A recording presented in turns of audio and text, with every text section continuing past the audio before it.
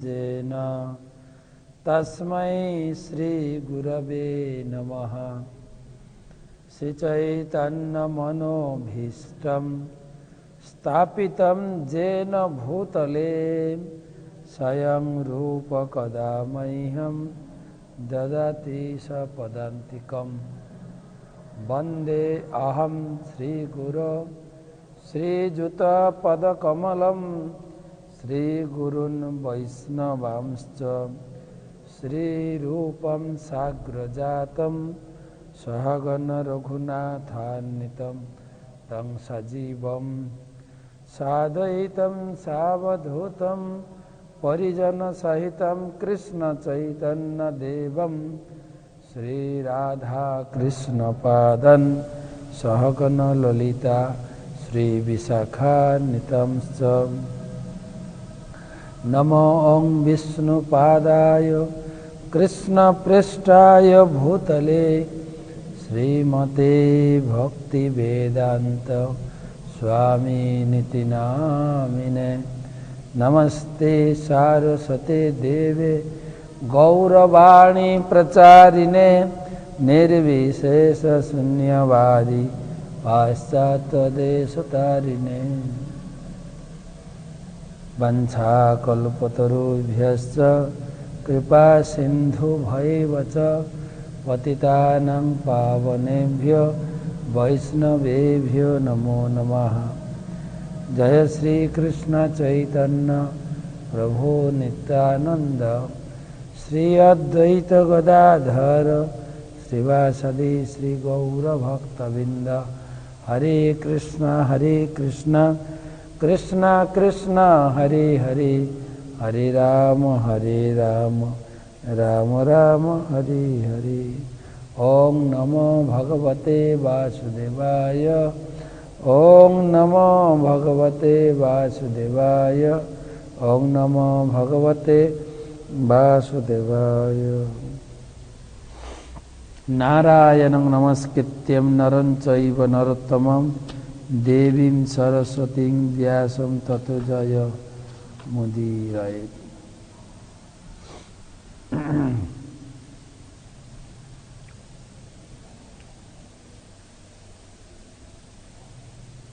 আমার পরমারাধ্য গুরু মহারাজের রাতুল চরণে প্রণতি ভিক্ষা এবং তার আশীর্বাদ প্রার্থনা করি।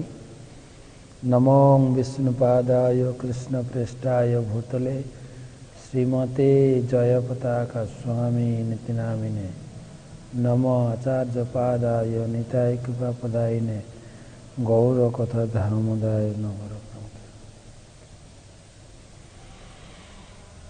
तमादिदेवं करुणानिधानं तमालवर्णं श्वेतावतारम् अपार संसार समुद्र सेतुं भजामहे भागवत स्वरूपम। ग्रंथराज श्रीमद्भागवतम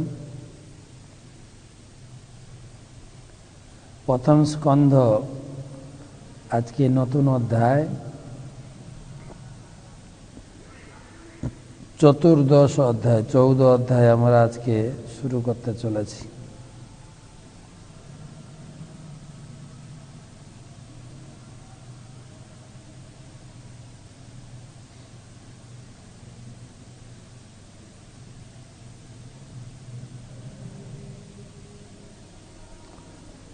भागवत महत्व मत्कथा वाचन वाचकम नित्यम मत्कथा श्रवणे रतम मत्कथा प्रीतमनसम नाहम तक्सामि तत् नरम। भगवान बोलছেন, हे ब्रह्मा, हे वत्स, আমার কথা যিনি পাঠ করেন এবং আমার কথা যিনি শ্রবণ করেন, যিনি আমার কথা পাঠ করে শ্রবণ করে আনন্দ লাভ করেন, তাকে আমি কখনো ত্যাগ করি না।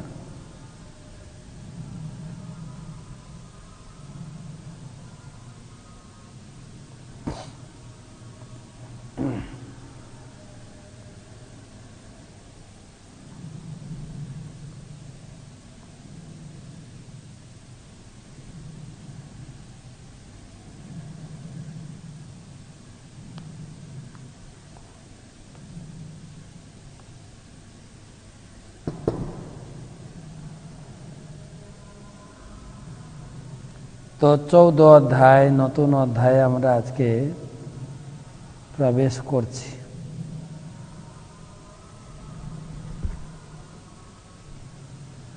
আমি একটু পুনরাবৃত্তি করব। প্রথম অধ্যায়ে ছিল ঋষিদের 6টি প্রশ্ন। ঋষিরা 6টা প্রশ্ন করেছিলেন যে জীবের মঙ্গল কিসে হয় এবং মঙ্গল প্রাপ্তির সাধন,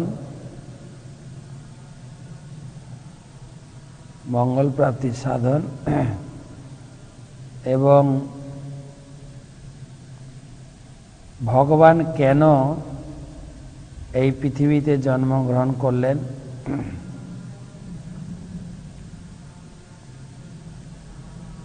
এবং জন্মগ্রহণ করে কি কি লীলা করলেন, তারপরে ভগবানের অন্যান্য অবতারদের লীলা,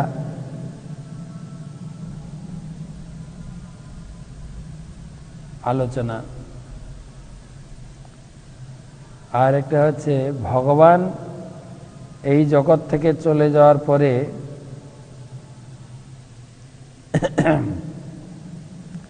ধর্ম কাকে আশ্রয় করে এই জগতে আছে।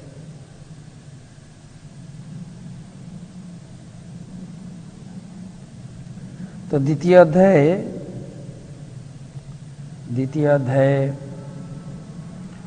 দুটো প্রশ্নের উত্তর দেওয়া হয়েছে। শ্রেয় কি? শ্রেয় হচ্ছে সবই পুংসাং পরধর্ম, যত ভক্তি অধক্ষছে অহেতুকি অপ্রতিহতা জয়াত্মা সুপ্রসিদ্ধতি। আত্মার প্রসন্নতা বিধান জন্য অহেতুকি অপ্রতিহতা দিয়ে ভগবানের সেবা করা উচিত। এটা হচ্ছে শ্রেয়। শ্রেয় লাভ হবে কোথা থেকে? শাস্ত্র থেকে শ্রেয় লাভ হবে। এবং শাস্ত্র পড়তে পড়তে আমরা এই ভাগবতম অধ্যয়ন করতে করতে ভিদ্যতে হৃদয়গন্তি ছিন্নন্তে সর্বসংশয়া ক্ষীয়ন্তে চাস্য কর্মাণি দিষ্টম এবাত্মনিশ্বরে। এই ভাগবতম শ্রবণ করতে করতে তমগুণ থেকে রজগুণ থেকে সত্যগুণ পর্যায়ে উন্নীত হব, এবং সত্যগুণের পরে ভগবত দর্শন সম্ভব হবে। ভগবান আমাদেরকে সেই পর্যায়ে উন্নীত করার জন্য তিনি শাস্ত্র রচনা করেছেন, এবং তিনি নিজে অবতরণ হয়ে জগৎ জীবকে উদ্ধার করেন। তিনি কি কি রূপে অবতীর্ণ হন? তৃতীয় অধ্যায় 22 প্রকার অবতারের কথা বলা হয়েছে। 22 প্রকার অবতার। তার ভিতরে কৃষ্ণ হচ্ছেন এতে চাংশ কলা পুংস। কৃষ্ণ হচ্ছেন সাক্ষাৎ ভগবান, সমস্ত অবতার হচ্ছে তার অংশ এবং প্রকাশ। আর সেই কৃষ্ণ যখন দাপর যুগে লীলা সম্বরণ করে চলে গেলেন, তিনি ভাগবতম রূপে অবতীর্ণ হয়েছে। এবারে পরের 3টি অধ্যায় ভাগবতম কখন রচনা হয়েছিল, কে রচনা করেছিলেন, কেনই বা রচনা করা হয়েছিল, কে অনুপ্রেরণা দিয়েছিলেন, সেই আলোচনা করতে 3টি অধ্যায় কাটিয়েছেন, 4, 5, 6। তারপরে সপ্তম অধ্যায়ে ভাগবত লেখার পরে সুখদেব গোস্বামীকে ব্যাসদেব পড়িয়েছেন চাত্মজম। নিজের আত্মজ, নিজের ছেলে সুখদেবকে পড়িয়েছেন।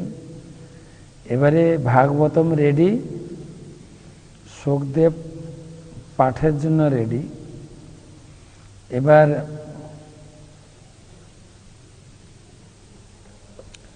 তিনি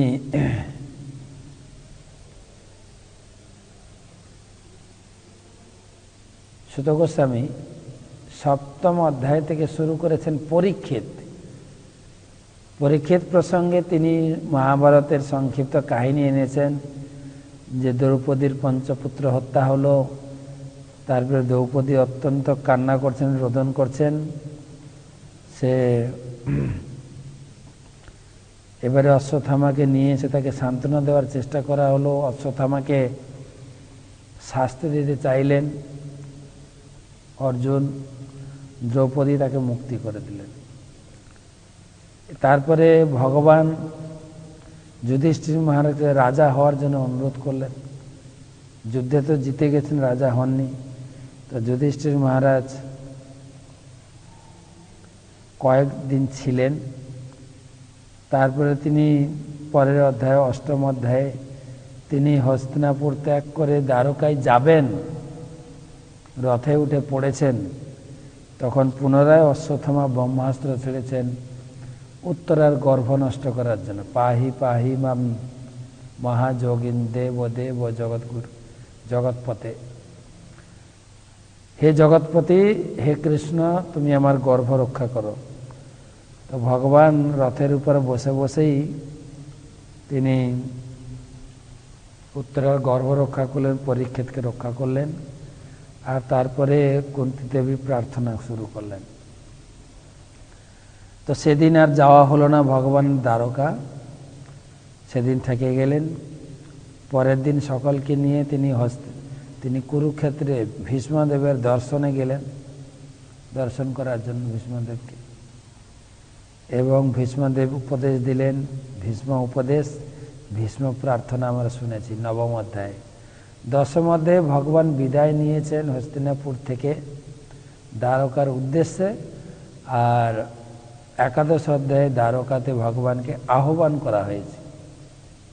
ভগবানের রিসেপশন, অভ্যর্থনা এবং ভগবান দ্বারকাবাসীদের সঙ্গে ভাবের আদান প্রদান করেছে।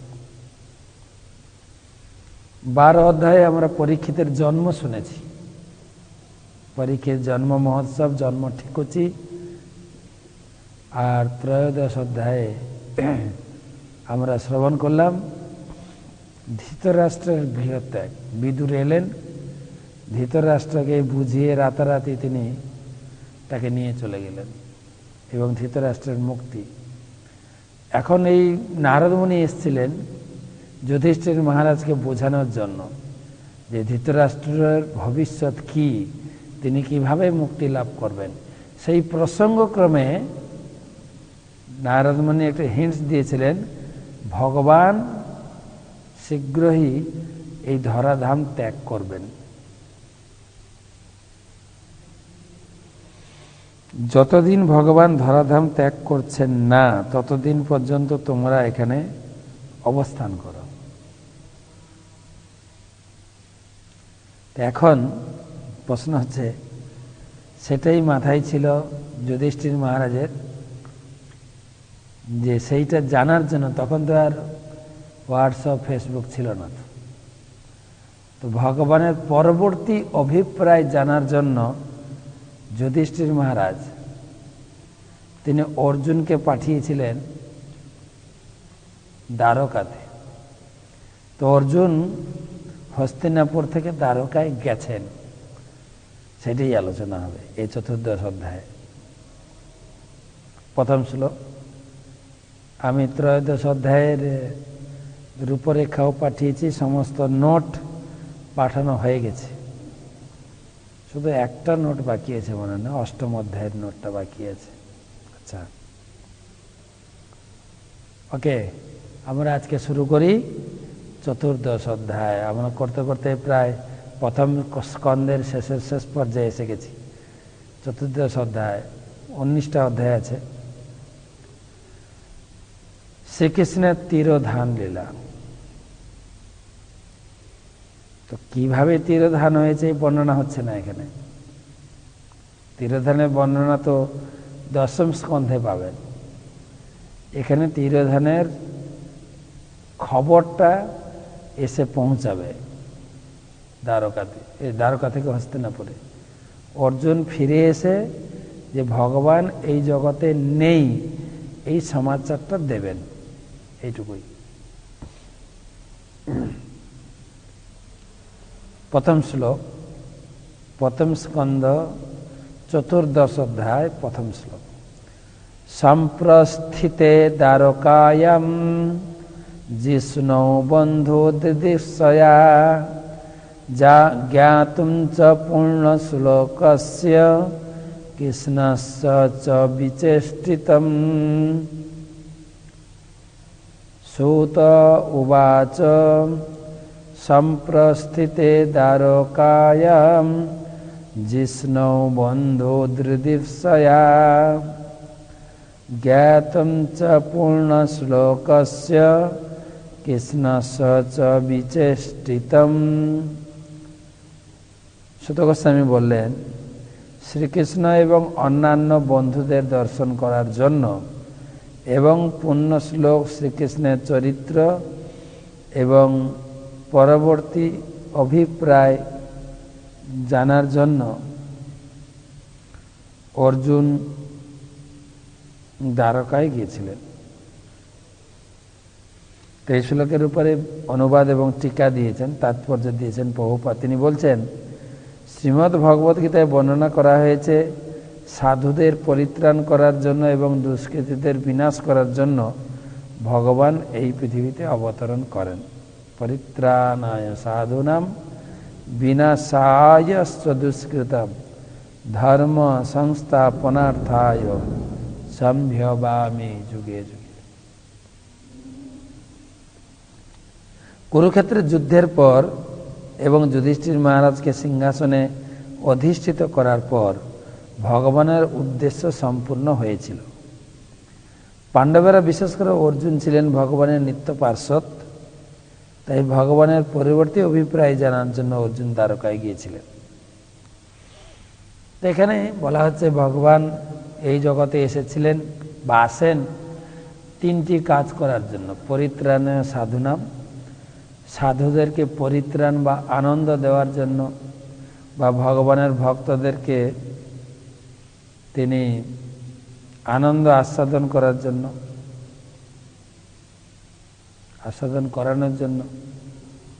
যেরকম ব্রজবাসীদের নিয়ে তিনি বৃন্দাবনে বহু আনন্দ লীলা উপভোগ করেছেন, ব্রজবাসীদের আনন্দ উপভোগ করিয়েছেন। ইতি দীক্ষলীলাভি আনন্দ কুণ্ডে সঘোষম নিমজ্জন্তম মক্ষপয়ন্তম তদ্যসিতঙ্গেষু ভক্তৈ জিততম পুনঃ প্রেমতস্তম সতাবৃতি বন্দে। ভগবান তিনি নিজে আনন্দ করেছেন। নমামি সরম সচ্চিত আনন্দ রূপম, তিনি আনন্দময় রূপ। তিনি আনন্দ করেছেন, তার ভক্তদেরকে, সাধুদেরকে আনন্দ প্রদান করেছেন। এটা হচ্ছে তার প্রথম আসার কারণ। দ্বিতীয় কারণ হচ্ছে পৃথিবীর ভার লাঘব, অর্থাৎ অসুর বিনাশ, ধর্ম সংস্থাপন। তো এই তিনটে কাজ তিনি কুরুক্ষেত্রের মাঠে বা এমনি বৃন্দাবন লীলায় অনেক অসুর বধ করেছেন। পৃথিবীকে ভূভার হরণ করার জন্য কুরুক্ষেত্রের যুদ্ধ সংগঠিত করলেন, সেটাও সম্পন্ন হয়েছে। এবং ধর্ম সংস্থাপন, যুধিষ্ঠির মহারাজকে দিয়ে ধর্মরাজ্য প্রতিষ্ঠা করেছেন। ধর্মক্ষেত্রে শিল প্রভুপাদ তিনি ভগবদ্গীতার প্রথম শ্লোকের উপরে এই কথা লিখেছেন। ক্ষেত, ক্ষেত বলে না, ধানের ক্ষেতে ধান হবে, গমের ক্ষেতে গম হবে, সবজির ক্ষেতে সবজি হবে, ধর্মের ক্ষেতে ধর্ম হবে। তাই এই ধর্মক্ষেত ধার্মিক রাজাকে প্রতিষ্ঠা করে বাকি অধার্মিক রাজাদেরকে তিনি উৎপাটিত করেছেন। উদাহরণ দেওয়া হয়েছে, যেরকম কৃষক যখন ধান চাষ করেন, ধান গাছের মতো আগাছা একই রকম দেখতে হলো কৃষক জানেন তার স্বরূপ। তাই কৃষক সেই আগাছাগুলোকে তুলে ধান গাছকে সংরক্ষণ করেন। ভগবানও তেই ধর্মের ক্ষেতে ধার্মিক রাজাকে প্রতিস্থাপন করেছেন। তো তিনটা কাজ সমাধান হয়ে গেছে, তিনটে কাজ করা হয়ে গেছে ভগবান। এখন নারদ মুনি ইন্ডিকেট করেছিলেন এর আগের অধ্যায়ে যে ভগবান যতদিন আছে তোমরা থাকো, তো সেটাই অর্জুনকে পাঠাচ্ছেন দ্বারকাতে যে এর পরের কি কাজ, ভগবানের কি পরিকল্পনা। সেই জন্য সম্প্রস্থিতে দ্বারকায়াম, দ্বারকার উদ্দেশ্যে যাত্রা করলেন কে? জিষ্ণু, জিষ্ণু মানে অর্জুন, বন্ধু দিদিশয়া। দ্বারকায় বন্ধু বান্ধবের সঙ্গে দেখা হবে, এটা একটা উদ্দেশ্য। আর জ্ঞাতুঞ্চ পুণ্য শ্লোকস্য, জ্ঞাতুঞ্চ মানে এই পুণ্য শ্লোক ভগবান কৃষ্ণ। ভগবানকে পুণ্য শ্লোক বলা হয়েছে কেন না, সুন্দর শ্লোক দিয়ে যার স্তুতি করা হয়। ভগবানের সামনে গেলে ভগবানকে সুন্দর শ্লোক দিয়ে স্তুতি করতে হবে। যখন আমাদের ইস্কনের প্রতিটি মন্দিরে সকাল 7টায় একটা বিশেষ আরতি হয়, সিঙ্গার দর্শন, ভগবান পুরো রাত বেশে, রাত পোশাক, গলার মালা, সুন্দর আভরণে তিনি, এবং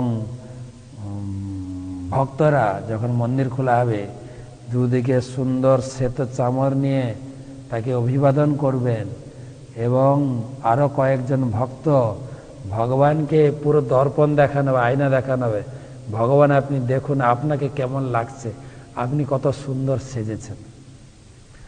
আর ভগবানের গায়ে সুগন্ধি, কেশর অগুরু, সে সুগন্ধি দিয়ে তাকে সুন্দর করে আহ্বান করা হয়। এদিকে শঙ্খধ্বনি, ঘণ্টার ধ্বনি, আর সেই সঙ্গে পুণ্য শ্লোক সমস্ত ভক্তবৃন্দ সুন্দর সুরে গোবিন্দম আদিপুরুষম তমহং ভজামি, গোবিন্দম আদিপুরুষম তমহং ভজামি, চিন্তামণি পকর সাধমা সুকল্প বিক্ষম লক্ষাবিতেষু সুরভি রভিপালয়ন্তম, লক্ষ্মী সহস্র শতসম ভ্রমসেব্যমানম, গোবিন্দমাদি পুরুষম তমহং ভজামি। ভগবানের সামনে গেলে সুন্দর স্তুতি করে ভগবানকে বন্দনা করতে হবে। এমন নয় যে ভগবান আমার এই সমস্যা মিটিয়ে দিন, এটা করে দিন, ওটা করে দিন। এই অ্যাপ্লিকেশন শুনতে শুনতে ভগবান বোরিং হয়ে গেছে।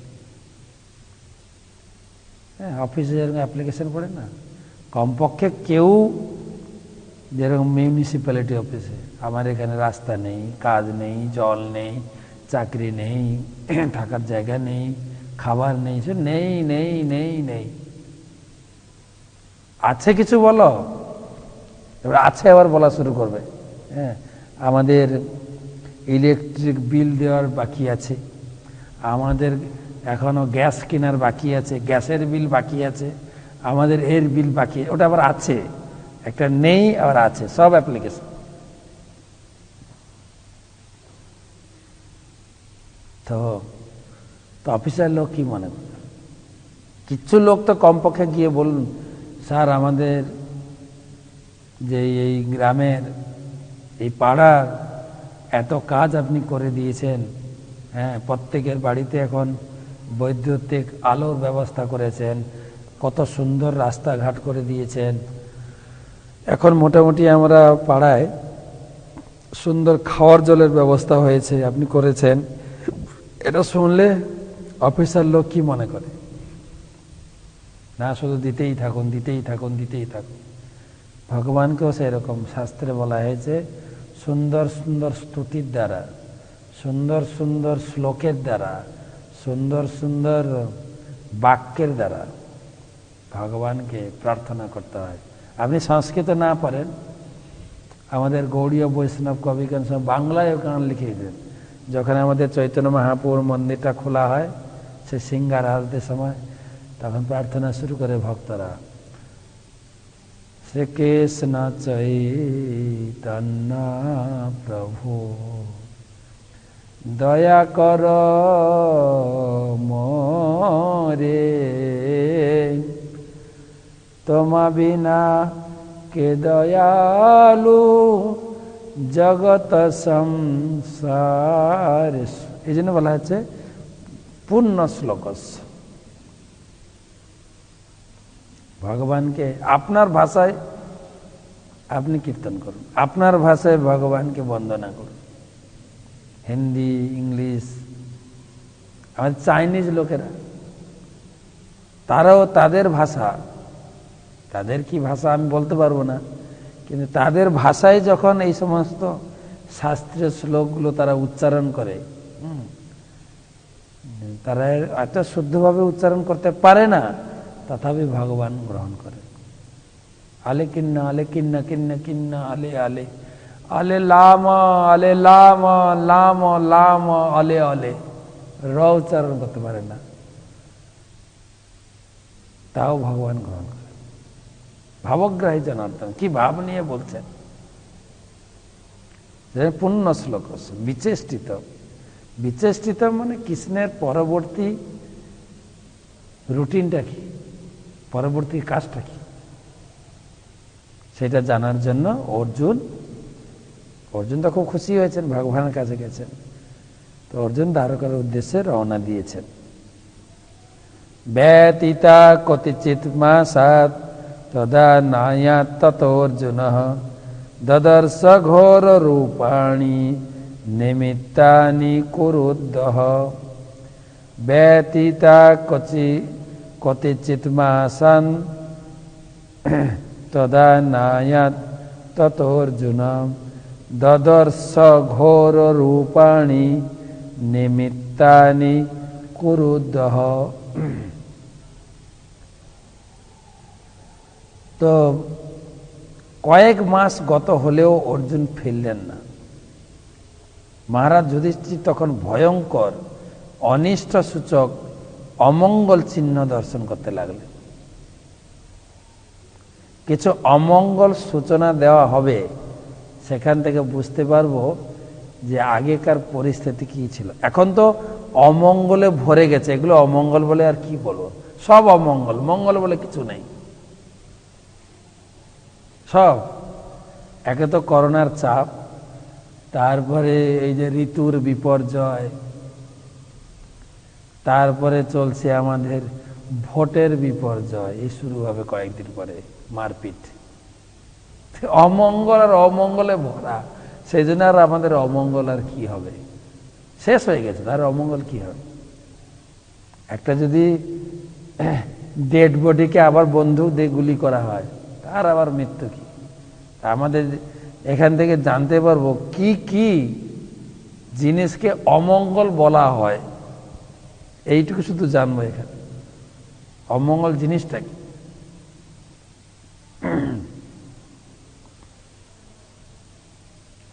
একটা অমঙ্গল বলবো, বাজারে ভাত বিক্রি হয়, এটা আগে ছিল না, এইটুকু মনে রাখি। এখন তো আমাদের আদত হয়ে গেছে, ঘরে না খেয়ে আমরা হোটেলে গিয়ে খাবো, ফ্যামিলি রেস্টুরেন্ট, বা আমাদের যারা যারা রিক্সা চালায়, হ্যাঁ, তাদের একটা আদত আছে, স্ট্যান্ডে রিক্সা দাঁড়িয়ে থাকবে, আমরা চপের দোকানে ঢুকে মুড়ি আর চপ খাবো একদম চামচে, এটা একটা স্টাইল। ভাত বিক্রি, আর এখন তো ভাত বিক্রি কি জল বিক্রি, কয়েকদিন পরে হাওয়া বিক্রি। আর আমাদের মঙ্গল কি আছে দুনিয়ায়। তো অমঙ্গল চিহ্ন দর্শন করলেন। প্রভুপাদ লিখছেন তাৎপর্য, পুরুষোত্তম ভগবান অনন্ত, তিনি সবচেয়ে শক্তিমান, সূর্যের থেকেও অধিক শক্তিশালী। তার এক নিঃশ্বাসে কোটি সূর্যের সৃষ্টি ও বিনাশ হয়। জড়জগতে সূর্যকে সমস্ত জড়শক্তি ও সৃষ্টির উৎস বলে গণ্য করা হয়। সূর্যের প্রভাবেই আমরা জীবনে যা কিছু সব পেতে পারি। আমরা যখন স্কুল কলেজে পড়েছি শিখেছি সমস্ত শক্তির উৎস, সোর্স অফ দ্য এনার্জি সান, সমস্ত শক্তির উৎস হচ্ছে সূর্য। তাই এই পৃথিবীতে অবস্থানকালে আমাদের শান্তি সমৃদ্ধির, বিশেষ করে পৃথিবীতে ভগবানের অবস্থানকালে আমাদের শান্তি সমৃদ্ধি, বিশেষ করে ধর্ম জ্ঞানের সমস্ত উপাদানগুলি পূর্ণ পরিমাণে প্রকাশিত ছিল ভগবান যখন ছিলেন। ঠিক যেমন দ্যুতিময় সূর্যের উপস্থিতির প্রভাবে চারিদিকে চতুর্দিকে আলোক বন্যা বয়, মহারাজ যুধিষ্ঠির তার রাজ্যে কয়েকটি অশুভ ইঙ্গিত দর্শন করেছিলেন। তাই তিনি দীর্ঘকাল অনুপস্থিত অর্জুনের জন্য উৎকণ্ঠিত হয়ে পড়েছিলেন এবং দীর্ঘকাল তিনি দ্বারকার শুভ সংবাদ পাননি। তিনি শ্রীকৃষ্ণের অপ্রকটের আশঙ্কা করেছিলেন। তা না হলে ভয়ঙ্কর অশুভ ইঙ্গিতের কোনো এই সমস্ত অশুভ ইঙ্গিত এর মানে হচ্ছে ভগবান মনে হয় এই পৃথিবীতে আর নেই। যেরকম প্রপাত উদাহরণ দিচ্ছে, যেরকম সূর্য উঠলে সমস্ত কিছু প্রকাশিত হয়ে যায়, আর সূর্য যখন অস্তমিত হন তখন যত প্রকারের চোর পেঁচা যত সব অলক্ষণ প্রকাশিত হয়। মানুষ রাত্রে চলাফেরা করতে ভয় ভীতি করে,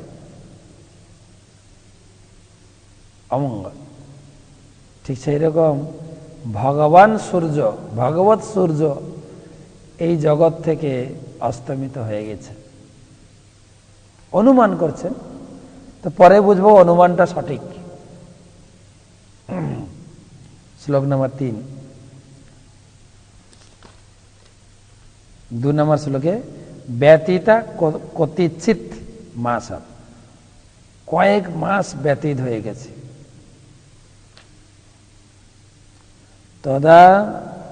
তদা নায়াত তত অর্জুন, তাও অর্জুন ফিরলেন না। দদর্শ ঘোর রূপাণী, ঘোর রূপাণী মানে অমঙ্গল সূচক কিছু লক্ষণ দর্শন করে কুরুদ্দহ, কুরুদ্দহ মানে যুধিষ্ঠির মহারাজ। তিনি ভাবলেন এর একটাই কারণ, ভগবৎ সূর্য এই জগৎ থেকে চলে গেছেন। কালস্য চ গতিম রৌদ্রম বিপর্যস্ততু ধর্মিণঃ পাপ্যসীম নৃণাং বার্তাম ক্রোধ লোভানিতাত্মনাম। কালস্য চ গতিম রৌদ্রম বিপর্যস্তু তু ধর্মিণঃ পাপ্যসীম নৃণাং বার্তাম ক্রোধ লোভা নিতাত্মনম। যুধিষ্ঠির মহারাজ বলছেন, তিনি দেখলেন, যুধিষ্ঠির মহারাজ দেখলেন কালের গতি অত্যন্ত ভয়াবহ হয়ে উঠেছে। ঋতুর গুলির ধর্ম বিপর্যয় হয়েছে। ক্রোধ, লোভ ও মিথ্যা সমস্ত মানুষের প্রবৃত্তি হয়ে উঠেছে এবং সেই জন্য তারা পাপের পথ অনুসরণ করে জীবিকা নির্বাহ করতে আরম্ভ করেছে। কালস্য গতিং রৌদ্রাম বিপর্যস্তু তো ধর্মেণ। ঋতু বিপর্যস্তু ঋতু ধর্মেণ, ঋতুর বিপর্যয় কালের প্রভাবে। সেটা কি ঋতুর বিপর্যয় বলতে? কি প্রভুপাদ লিখেছেন, ঋতুর বিপর্যয় বলতে এক ঋতুতে অন্য ঋতুর প্রকাশ বোঝানো হয়েছে। যেমন শরৎকালে বর্ষা, অথবা এক ঋতুর ফল অন্য ঋতুতে ফলতে দেখা যায়। দেখা যাচ্ছে কি না এখন? অত যুধিষ্ঠির মহারাজের আমলে শুরু হয়েছিল মনে উনি ভেবেছিলেন যে এই যে ঋতু, যে এক ঋতুর ফল আর এক ঋতুর বৃষ্টি আরেক ঋতুতে। এই ঋতু ঋতু একটা দেবী। বৃষ্টি আমরা পাই, বৃষ্টির একজন দেবতা আছে। বায়ু আমরা পাচ্ছি, বায়ুর দেবতা আছে। সূর্য একটা গোলাকার একটা অগ্নিপিণ্ডের মতো জল করে জ্বলতে থাকে, তার একটা দেবতা আছে, বিবস্বান। তো ইনাদের সবাইকে একজন পরিচালনা করছেন, যেরকম সূর্যদেব।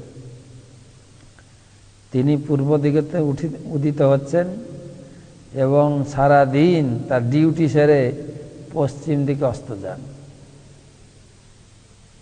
বেদে বলা হচ্ছে যচ্চক্ষুরেষু সবিতা সকল গ্রহাণম, সমস্ত গ্রহের যে তেজ, অশেষ তেজ বিশিষ্ট সূর্যদেব। রাজা সমস্ত সুরমূর্তি, অশেষ তেজ বিশিষ্ট সমস্ত গ্রহের রাজা যে সূর্যদেব, তিনি হচ্ছেন কি, যস্যাং গয়া ভ্রমতি সংভীর্ত কালচক্র, যার আজ্ঞায় একদম ভৃত্যের মতো যিনি ডিউটি করে চলেছেন, পূর্ব দিকে উদিত হচ্ছেন, পশ্চিম দিকে অস্ত। কার নির্দেশে? গোবিন্দমাদি পুরুষম তমহং ভজামি।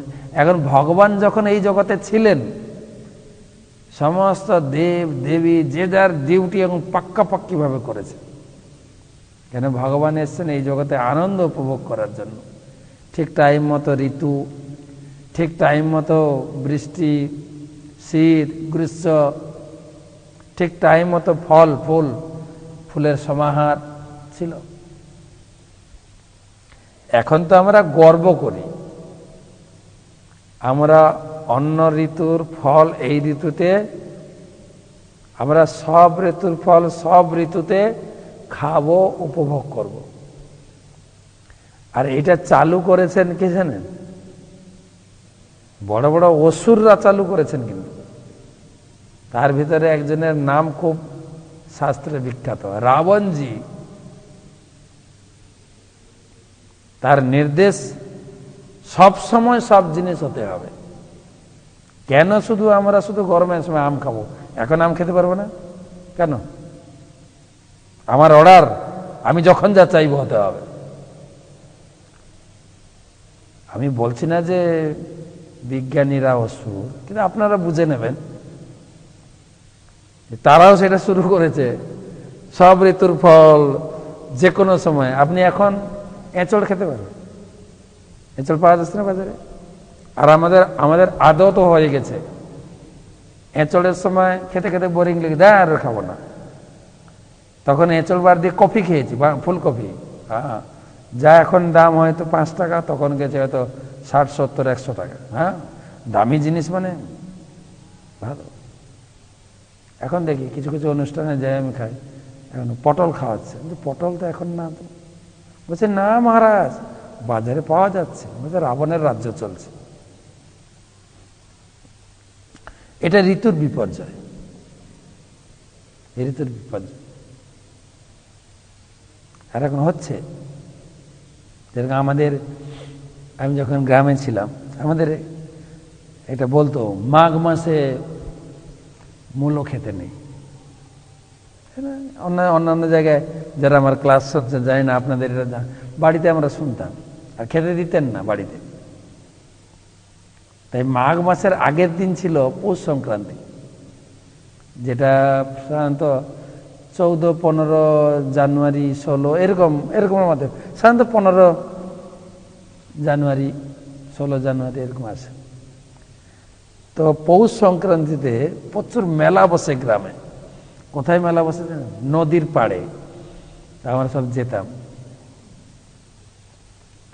বাড়ি থেকে মুড়ি নিয়ে যেতাম, বাজার থেকে সুন্দর সুন্দর মূলো কিনতাম, চপ কিনতাম, সারাদিন মূলো খেতাম মুড়ির সঙ্গে, সারাদিন। আর সবাই উৎসাহে খা, যা পারে খেয়ে। এই বছর মূলো খাওয়া বন্ধ আজকের পরে। তো ওই দিন মূলো খেয়ে মূলোর বিদায়, আর মূলা খাবে না। ঋতু ঋতু এখন তো আপনার মাঘ কি ফাল্গুন কি, এমনিও দেখবেন ঠিক মাঘ মাস পেরিয়ে গেলে না মূলাতে শোলা হয়ে যায়, সবজিতে সিদ্ধই হয় না, তখন শরীর ক্ষতি করবে, তো ক্ষতি করে। চতুর্মাসে শাক খেতে নেই, দুধ খেতে নেই, এটা একটা বৈদিক বা এর সায়েন্টিফিক কারণও দেখানো হয়েছে। এই অত্যন্ত কনকনে শীত চলছে এখন, আপনারা যে যেখানে আছেন তাদের শীত চলছে কিনা জানি না, মায়াপুরে তো প্রচুর শীত। আমার এখানে চারিদিকে লাইট লাগানো আছে, তাই মোটামুটি একটু গরম আছে, প্রচুর শীত। এবং ঠিক সন্ধ্যা আরতির পরে মন্দিরে লোক দেখা যায় না, সব একদম চড়ো চড়ো হয়ে, যারা ফিরে গেছেন, যারা গেস্ট হাউসে আসেন দু তিনটা কম্বলও ঠেকানো যাচ্ছে না। প্রশ্ন আছে, এই সময় আপনার মূলা, ফুলকপি, বাঁধাকপি যেগুলো শরীরকে গরম করবে, গরম রাখবে এবং হজম হবে, এসব মূলো কাঁচা খেতে পারেন, স্যালাড বানিয়ে সবজি করে খেতে পারেন, যা খাবেন মূলা হেভি টেস্টি, ডালে ভাজি সবজি কাঁচা। আমি তো যেখানে যাই বাগানে মূলো হয়েছে, এটা মূলো তুলো, কালচার। যেরকম একটা ফলের কথা বলি, যে আপনার ঠিক ভাদ্র মাসের শেষের দিকে আসে ফলটা, ওই ভাদ্রের পরে কি আশ্বিন, ভাদ্র আশ্বিন, আশ্বিনে কিছু থাকে, বাতাবি লেবু, কিছু কিছু জায়গায় বলে জাম্বুরা, হ্যাঁ জাম্বুরা ওই ফলটা খুব উপকারী। কিন্তু আমি বাড়িতে, আমার একটা পরিবারের পূজা ছিল, বিশ্বকর্মা পূজা, আমি নিজে করতাম, মানে আমি যজমানি হতাম, তো ওই ফলটা না হলে বিশ্বকর্মার ভোগ হবে না। আরো অন্যান্য আইটেম থাকবে, আখ, আর এটা আখের পিস, আখ থাকবে, আপেল কলা যত ফল আছে থাকবে, কিন্তু তার সঙ্গে এইটা মেন, জাম্বুরা বা বাতাবি লেবু, এটা সুন্দর দেখতে, টকটকে লাল, সবাই খুব খেতাম, বিশ্বকর্মাকে ভোগ নিবেদন করে। তো এটারও কারণ রয়েছে, তখন জানতাম না, এখন এসে সব শিখছি, বৈদিক শাস্ত্র পড়ে, তখন তো পেতাম, টেস্টি লাগতো, খেতাম, কখনো কখনো বাগানে চুরি করে খেতাম, লুকিয়ে লুকিয়ে, এগুলো খুব টেস্টি, খাট্টা মিঠা, কখনো লবণ দিয়ে খেতাম, কখনো লবণও লাগতো না। তো প্রশ্ন হচ্ছে, কারণটা কি না, এই সময়টা ভাদ্র মাসে, শ্রাবণ ভাদ্র আশ্বিন, ওই সময় বর্ষাকাল, যদিও আষাঢ় শ্রাবণ বর্ষা, কিন্তু বর্ষাটা যে ঋতুর বিপর্যয়, বর্ষা চলে যায় ভাদ্র পেরিয়ে, বৈশাখ জ্যৈষ্ঠ গ্রীষ্ম, তারপরে বৈশাখ জ্যৈষ্ঠ আষাঢ় শ্রাবণ আছে বর্ষা, কিন্তু বর্ষা আসে কখন, শ্রাবণ ভাদ্র পেরিয়ে যাচ্ছে। তো ওই সময়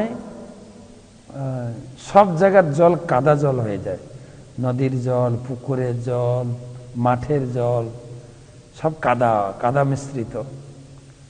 এমনকি এখন তো আমরা খুব ডিপ টিউবওয়েল করে জল, তখন আমাদের হ্যান্ড পাম্প ছিল, তো হ্যান্ড পাম্পের জলও কাদা জল বেরোতো, দেখতাম। আর ওই জল ছাড়া তো খাওয়ার কোনো আর কিছু জল নেই তো। বা অনেক সময় বিভিন্ন এলাকায় বন্যা হয়ে যায়, তারা কোথাকার জল খাওয়া, ওই নদীর জলই অঞ্জলি ভরে খাচ্ছেন, মাঠের জলই অঞ্জলি ভরে খাচ্ছেন, তো সব দূষিত জল, যার মাধ্যমে কিডনি এফেক্ট হতে পারে। কিন্তু এই হচ্ছে কিডনি রিকভারি করার একটা জাদু ফল বলে, এই বাতাবি লেবু খাবেন একটু, ওই সময় খাবেন। এখন তো বাতাবি লেবু এখন খাচ্ছে, পাওয়া যাচ্ছে, আর গাছেও তাই, তখনকার ফল এখন হচ্ছে, এখনকার অনেক জায়গা থেকে আম ধরছে এখন, ঋতুর বিপর্যয়। তো সেটা এক ঋতুর ফল অন্য ঋতুতে এক ঋতুর ফুল অন্য ঋতুতে, এক ঋতুর সবজি আরেক ঋতুতে। এগুলো হচ্ছে ঋতুর বিপর্যয়, যেগুলো যেগুলো যুধিষ্ঠির মহারাজের বা আগে এসব ছিল না। সুতরাং আমরা গর্ব করছি, সব পাচ্ছি, কিন্তু গর্বিত নয় তো, এটা তো অমঙ্গল। আমরা বৈজ্ঞানিকের দ্বারা সব ঋতুতে সব ফল, সব সবজি চাষ করতে শিখেছি, কিন্তু ব্যবহারিক জীবনে যদি লক্ষ্য করা যায়, আমাদের জীবনের আয়ু এবং আরোগ্য যে শক্তি কমছে। এটা তো অস্বীকার করার কিছুই নেই। এগুলো ভগবান দিয়েছেন, যে ঋতুর জিনিস সেই ঋতুতে খাবে, শরীর ঠিক থাকবে। আমরা মানব না, কিন্তু আমরা এটাকে চ্যালেঞ্জ করতে পারি, কিন্তু প্রকৃতি তো ছাড়বে না। প্রকৃতি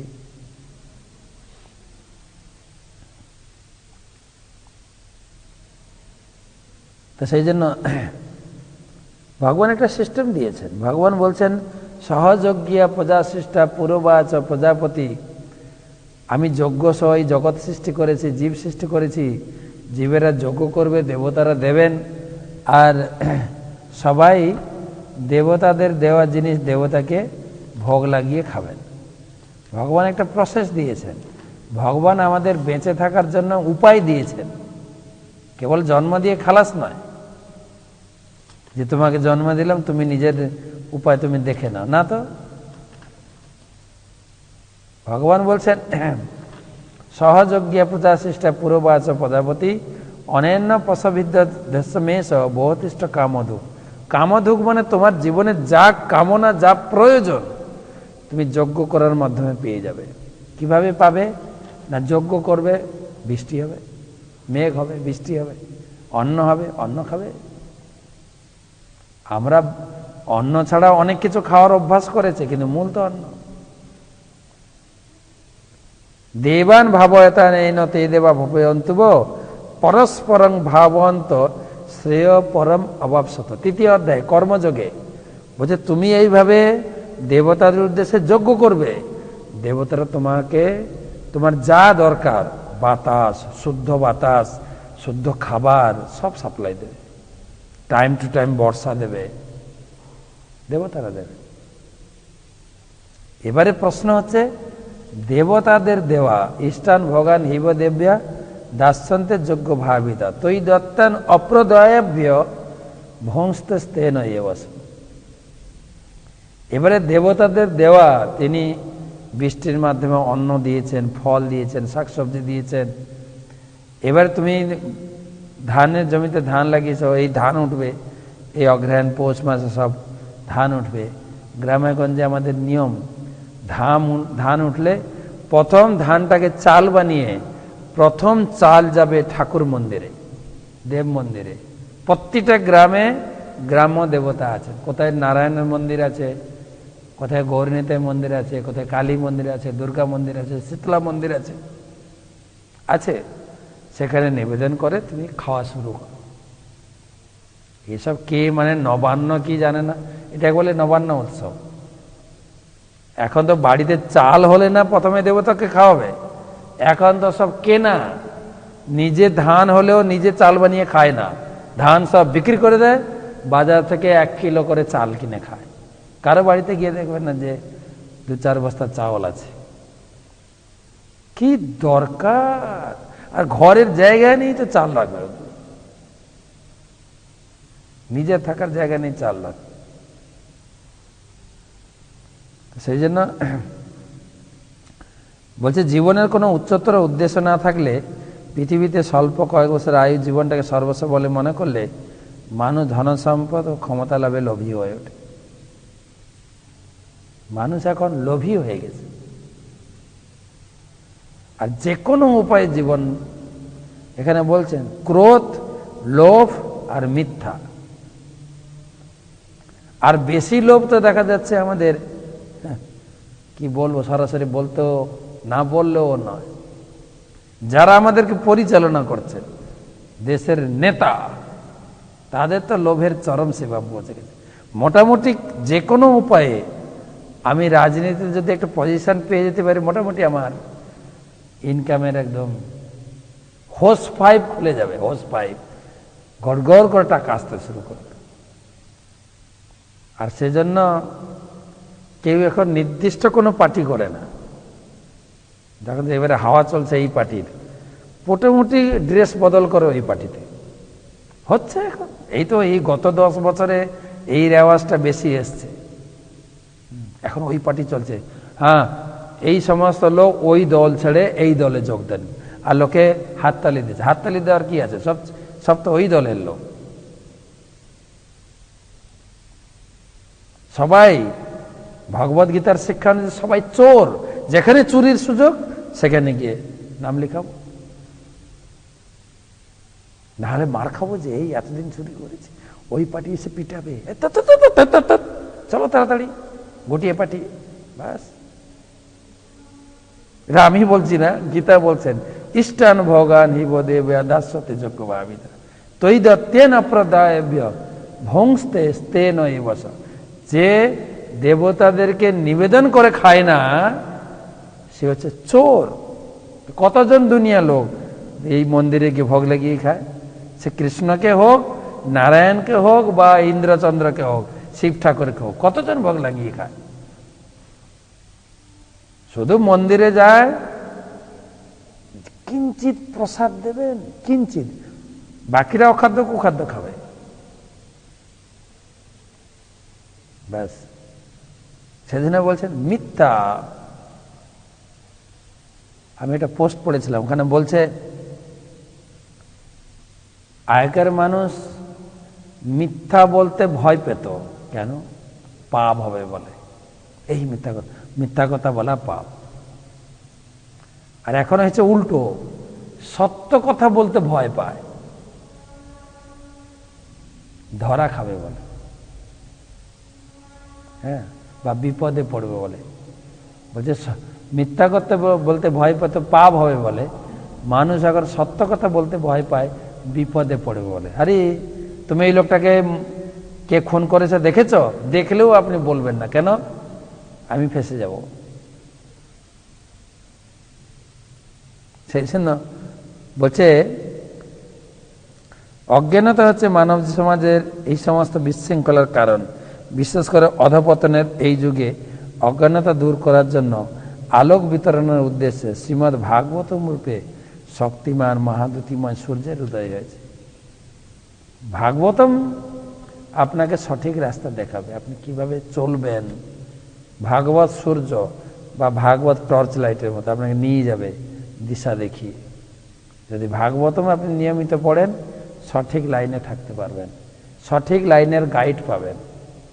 নাহলে কিন্তু আমাদের পরিস্থিতি ভালো না। চতুর্থ শ্লোক, জিম্ভ প্রায় ব্যবহিতম ষাঠ মিশ্রঞ্চ সৌহৃদম পিতৃমাতৃ সুহৃদ ভাতৃন দম্পতিনাঞ্চ কলকনম। জিম্ভ প্রায় ব্যবহিতম ষাঠ মিশ্রঞ্চ সৌহৃদম পিতৃমাতৃ সুহৃদ ভাতৃন দম্পতিনাঞ্চ কলকনম। কি কথাগুলো ভাগবত বলছে দেখেন। আপনারা হয়তো বলবেন মহারাজ এত কড়া কড়া কথা বলে, আমি বলছি না তো, ভাগবতম বলছে, গীতা বলছে। আমি শ্লোক নাম্বার বলে দিচ্ছি, দেখুন।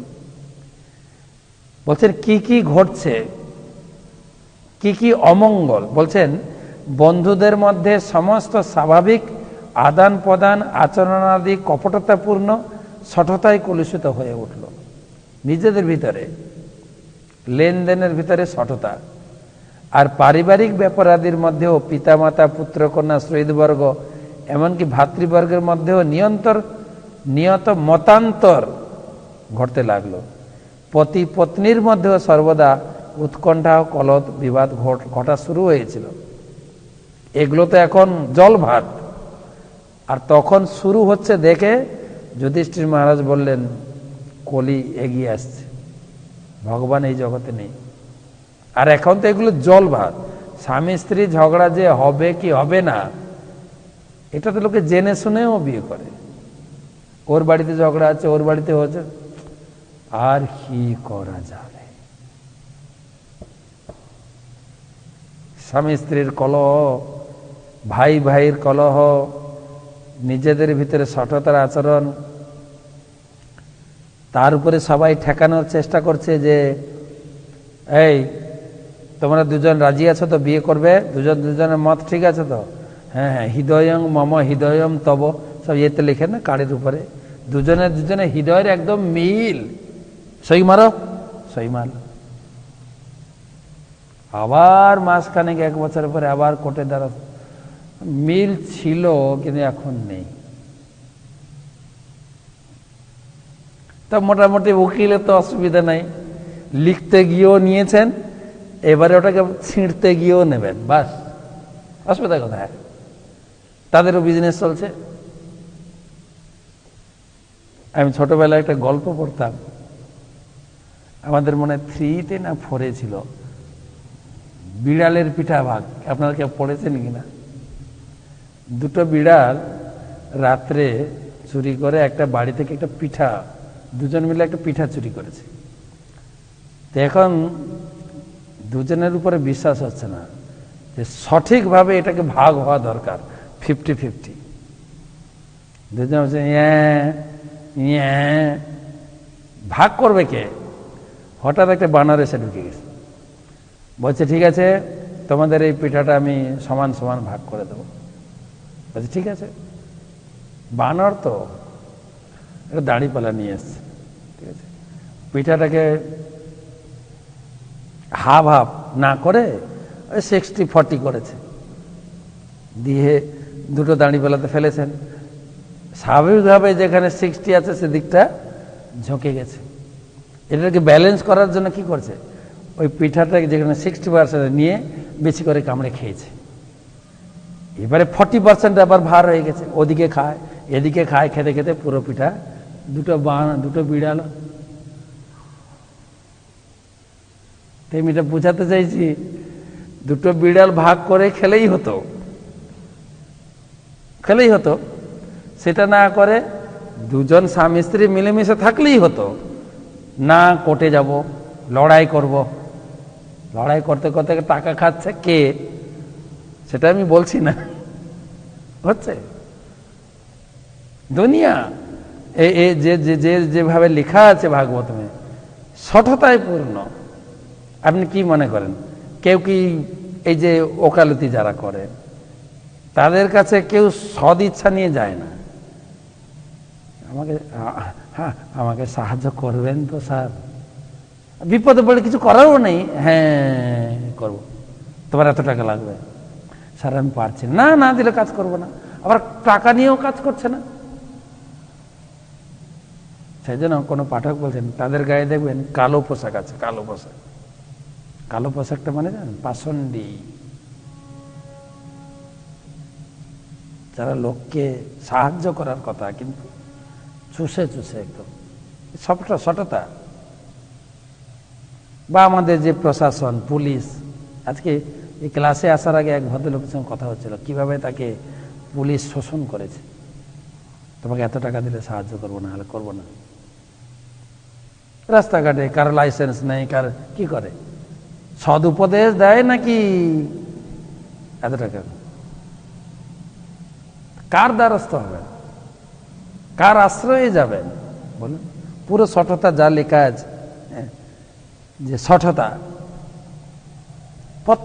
প্রত্যেকে চিটিং করে। প্রভুপাদ এখানে লিখেছেন 4টে ত্রুটি আমাদের আছে, তৎপর্যে দেখবেন: ভ্রম, প্রমাদ, বিপ্রলিপ্সা, করণাপট। আমরা ভুল করবই, মানুষ মাত্রই ভুল করে। আমরা মাঝে মাঝে প্রমাদগ্রস্ত হয়ে যাই। আর আরেকটা হচ্ছে বিপ্রলিপ্সা, মানে হচ্ছে প্রতারণা, চিটিং প্রপেনসিটি ইংরেজিতে বলে। প্রতারণা করার যে ভাব প্রত্যেকের ভিতরে আছে, প্রত্যেকে। এটা মনুষ্য জীবনের ধর্ম। যদি আপনি দিব্য স্তরে উঠে যান, এটা মুক্ত হয়ে যাবেন। যারা দিব্য ভাবাপন্ন, মুনি ঋষি তারা কাউকে চিটিং করেন না, কিন্তু আমাদের স্তরে আমরা সবাই সবাইকে চিটিং করে। প্রতিটা সময় প্রতিটা মুহূর্তে বাজারে যাবেন, দাদা আলু কত করে? এখন তো দিদি দাম বেঁধে দিয়েছেন 20 টাকা করে। আলু কত করে? 20 টাকা করে। হ্যাঁ, কি বলেন 20 টাকা? হ্যাঁ, কি এমন ভালো আলু 20 টাকা? ওই দোকানে দেখে এলাম 18 টাকা করে দিচ্ছে। হয়তো ওই দোকানে যাইনি, এখানে ঢিল মেরে দিলাম আন্দাজে, ওই দোকানে 18 টাকা করে দিচ্ছে। এগুলো বলি কিনা বলেন? আর ও দোকানদার বলছে, হ্যাঁ বাবু কত নেবেন? 18 টাকা করেই দেবো। কত নেবেন? 1 কিলো দাও। দাঁড়িওয়ালা এমনভাবে মেপে দেবে, ঘরে দেখবে 900 গ্রাম। ও কোত্থেকে দেবে? ও চিটিং করছে, ও চিটিং করছে, ও বই বইকে চিটিং করছে।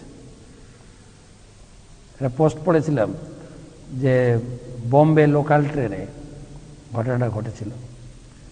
তো প্রচুর ভিড় হয় বোম্বে লোকাল ট্রেন। আমাদের কলকাতার ট্রেন তো আমাদের অভিজ্ঞতা আছে, খুব বোম্বে আরও বেশি, আমি নিজে দেখেছি। মোটামুটি জীবন নিয়ে টানাটানি হয়ে যায়, এত ভিড়।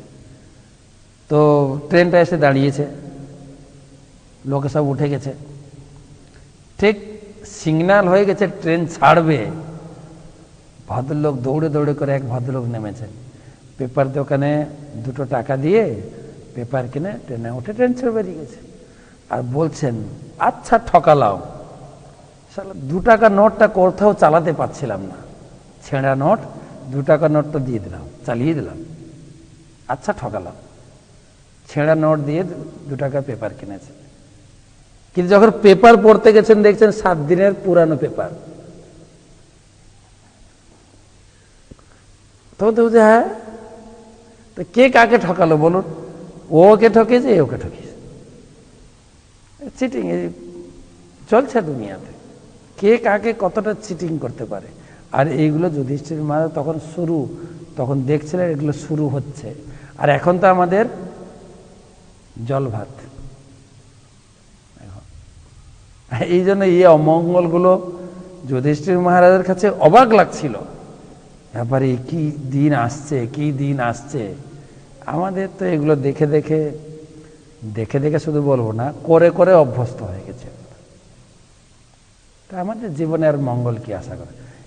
এই জিনিসগুলোকে সততাপূর্ণ আচরণ, চিটিং করা নিজেদের ভিতরে, যে পুত্র কন্যা সবার জন্য,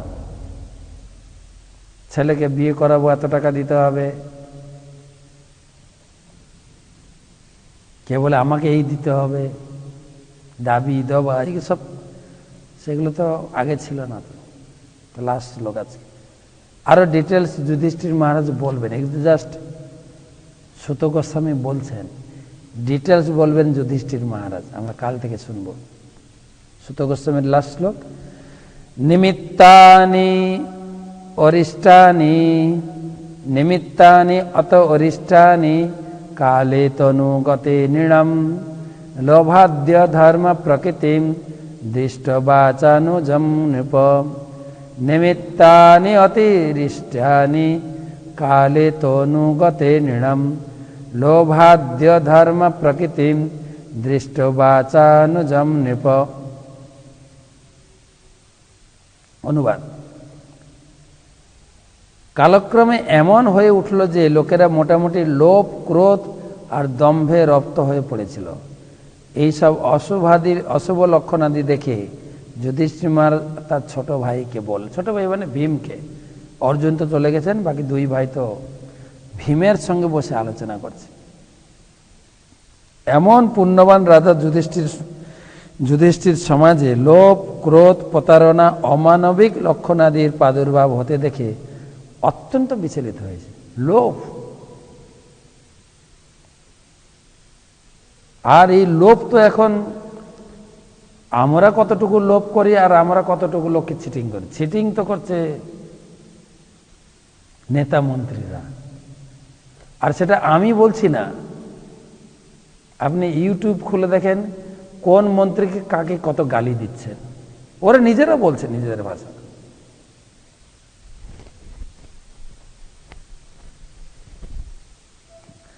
এটা কথা প্রসঙ্গে সেগুলো বলছি। যখন আমাদের প্রথম মুখ্যমন্ত্রী হলেন আমাদের বর্তমান দিদি, একটা জায়গায় গেছেন, একটা অডিটোরিয়াম ইনগরেশনে, সবার সামনে বলছেন, আর পরের দিন পেপারে প্রকাশিত হয়ে গেছে, হ্যাঁ, খাও সবাই মিলেমিশে খাও। এর আগে কোনো নেতা মন্ত্রী এরকম সরাসরি বলেনি। তো এইসব পড়ে মিলাতে শুরু করি আমি, যে যা লেখা আছে বইতে, খাচ্ছ খাও কিন্তু সবাই মিলেমিশে খাও, এইসব লোভ। তো তাদের নেতৃত্বে আমরা, ওটা অবশ্য তাদেরকে দোষারোপ করা যায় না, কলির প্রভাব। এই ভাগবতম লিখছে যুধিষ্ঠির মহারাজ এইটুকু দেখেই বিচলিত হয়েছিলেন। এই বিবরণ থেকে বোঝা যায় যে অধঃপতিত সমাজের এই সমস্ত দুর্লক্ষণাদি সেই সময় মানুষের কাছে ছিল অজানা। মানুষ জানতো না এগুলো চিটিং করতে হয় লোককে, লোকে জানতোই না। এবং কলহের যুগ, কলিযুগের অভ্যুত্থানের সঙ্গে সঙ্গে এগুলোর অভিজ্ঞতা তাদের কাছে বিস্ময়কর বোধ হয়েছে। বর্তমানে আমাদের কাছে এগুলো কিছুই না, কিন্তু যুধিষ্ঠির মহারাজকে অবাক লাগছিল, কি দেশ কি হয়ে যাচ্ছে, মানুষের প্রবৃত্তি চেঞ্জ হয়ে যাচ্ছে। তো ভাগবতমই আপনার জগতের যে প্রকৃত স্বরূপ, মানুষের যে প্রকৃত স্বরূপ প্রকাশ করছে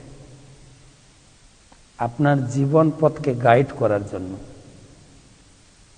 যে সারা দুনিয়া এরকম চলছে, কলি গ্রাস হতে চলেছে, তুমি সঠিক পথে থাকো, আর না হলে সবাই করছে আমিও করতে থাকব। সেই জন্য বলছেন ভাগবত সূর্য। গোটা দুনিয়াটা অন্ধকার, কিন্তু ভাগবত সূর্য, মোবাইল থেকে ভাগবত সূর্য, ভাগবত সূর্যের অধীনে আমরা নিজেকে গাইড করতে পারি, নিজের দিশা খুঁজে পেতে পারি, যাতে আমরা সঠিক পথে চলতে পারি। ভাগবতকে নিজের জীবনের সঙ্গী বলে মনে করে নিজের জীবনকে সুরক্ষিত করুন।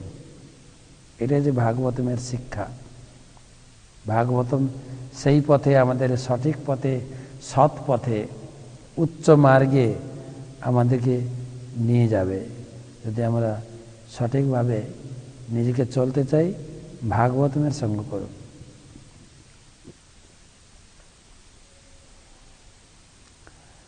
তো যাই হোক, আমরা এখানে রাখছি আজকে কয়েকটা প্রশ্নের উত্তর, এবং আমরা বলেছি আগামী 31 তারিখ পর্যন্ত গীতাদানের লিস্ট যাদের ঘোষণা করা হয়নি অল্প অল্প করে করছি, আজকেও কিছু করব। নমশ্রী রায় বাংলাদেশ,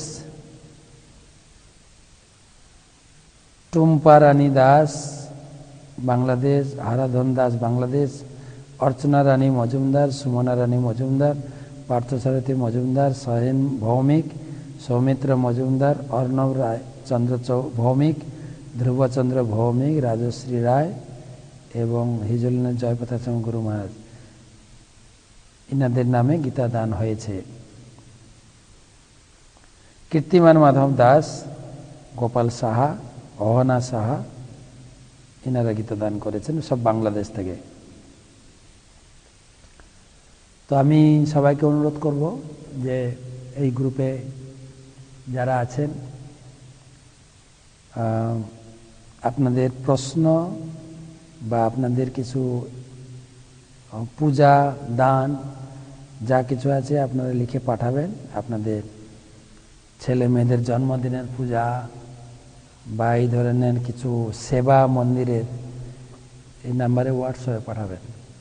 আমাদের হোয়াটসঅ্যাপ নাম্বার +91 8016 737500, আর একবার +91 8016 737500।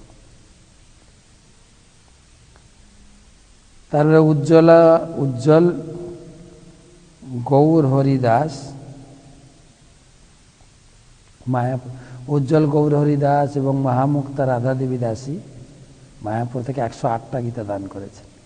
জয়ন্ত বেরা 24 পরগনা, শরবিন্দ বিশ্বাস, সুবীর বিশ্বাস, বিশ্বজিৎ রায়, চৈতন্য প্রিয়া দাস USA, সুবল মণ্ডল লিটন সিল বাংলাদেশ, শ্রীমূর্তি শ্যামা দেবী দাসী, সুচিত্রা রায়, মৌসুমী রায় বাংলাদেশ, তরু রায় বাংলাদেশ, শম্পা অদিতি, কাবেরী, যমুনা দেবী দাসী সব বাংলাদেশ, জয় মাধব সাহা, লক্ষ্মী সাহা বাংলাদেশ, বৃন্দা দাস এবং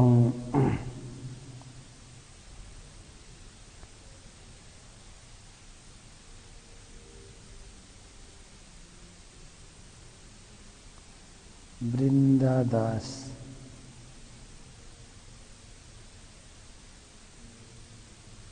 ওকে, মীনাক্ষী রায়, করুণা দাস, চঞ্চলা সরকার, প্রদীপ রায় এবং বৃন্দা দাস বাংলাদেশ থেকে, এবং নিত্য আচ্ছা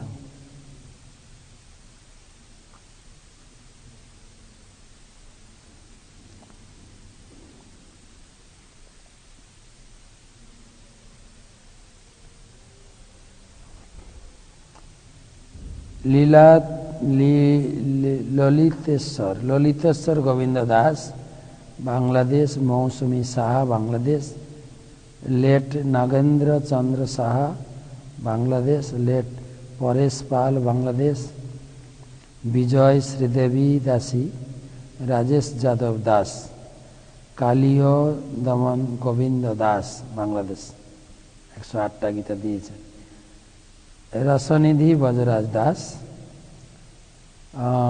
ভগবতী গোপিকা দেবী দাসী, শ্যামলী যশোদা দেবী দাসী, প্রদীপ বর্মন বাংলাদেশ, জয়পতাকা স্বামী গুরু মহারাজ, কাশীনাথ দাস, কৃষ্ণ করসিনী দাসী, রবীন্দ্রচন্দ্র দাস, গীতারানী দাস, কান্তা দাস, কানন দাস, বিজয় দাস সব নারায়ণগঞ্জ বাংলাদেশ থেকে, অসিত বরুণ গোবিন্দ দাস নারায়ণগঞ্জ থেকে, দ্বারকাপতি কেশব দাস নারায়ণগঞ্জ থেকে, রানী ঘোষ, অমিয় বিলাস দাস রাজাপুর থেকে, অ্যান্ড এই পর্যন্ত। তারপরে শুভঙ্কর মুরারি দাস বাংলাদেশ থেকে, বিমল চন্দ্রশীল বাংলাদেশ থেকে, জয়া ভৌমিক বাংলাদেশ থেকে, শিপন মজুমদার, তরুণ মজুমদার বাংলাদেশ থেকে, লক্ষ্মীনাথ দাস মায়াপুর থেকে, অর্ঘ ঘোষ কলকাতা থেকে, অর্জুন মজুমদার বিরাট থেকে, বিশ্বজিৎ রায় কলকাতা থেকে, রুদ্র রেশমি হলদিয়া থেকে, নেতে বেনিয়া নদিয়া থেকে, সন্দীপ মণ্ডল গড়বেতা থেকে, অরূপ ভট্টাচার্য দক্ষিণ 24 পরগনা, নরেশ পাল দক্ষিণ 24 পরগনা, রায়জানা, দেবাশিস এবং মহাশ্বেতা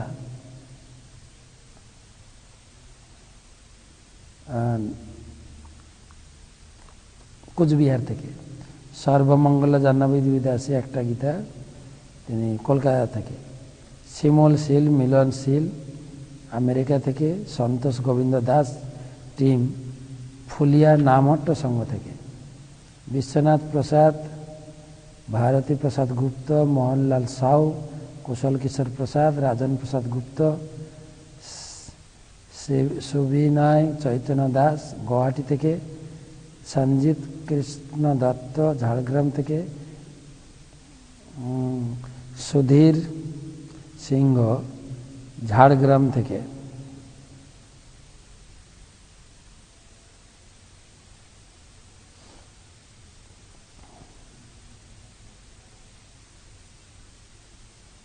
ধনঞ্জয় দত্ত, পূর্ণিমা দত্ত, পৌলমী দত্ত, দেবাদ্রি দত্ত রাজগ্রাম বাঁকুড়া থেকে, রাজু ঘোষ মেদিনীপুর, মনোজ ঘোষ মেদিনীপুর, দেবপুত্র ঘোষ মেদিনীপুর, কৌশিক ঘোষ মেদিনীপুর, সন্তু মাল হুগলি, শুভজিৎ ধাড়া মেদিনীপুর, বাবাই চৌধুরী মেদিনীপুর, তাপস বটাবল মেদিনীপুর, রামকুমার মণ্ডল হুগলি, দেবেন্দ্র রায় মেদিনীপুর, আশিস চক্রবর্তী মেদিনীপুর, পীযুষ ঘোষ মেদিনীপুর, আশিস রানা মেদিনীপুর, সৌমেন বালিয়াল মেদিনীপুর, কালীচরণ বালিয়াল মেদিনীপুর, হিরণময় বাঁক মেদিনীপুর, রবীন্দ্র সরকার মেদিনীপুর, সুদীপ ঘোষ মেদিনীপুর, সুদীপ ঘোষ হুগলি, বসন্ত রায় মেদিনীপুর, লীলাবতী ঘড়ি মেদিনীপুর, সায়ন পাল মেদিনীপুর, সুখেন ঘোষ মেদিনীপুর এবং সুধীর সিংহ ঝাড়গ্রাম। তারপরে অমিত গৌরাঙ্গ দাস হলদিয়া, তারপরে অমিতাভ সামন্ত হলদিয়া, প্রীতি দাস হলদিয়া। লাস্ট কয়টার নাম পড়ে দিই।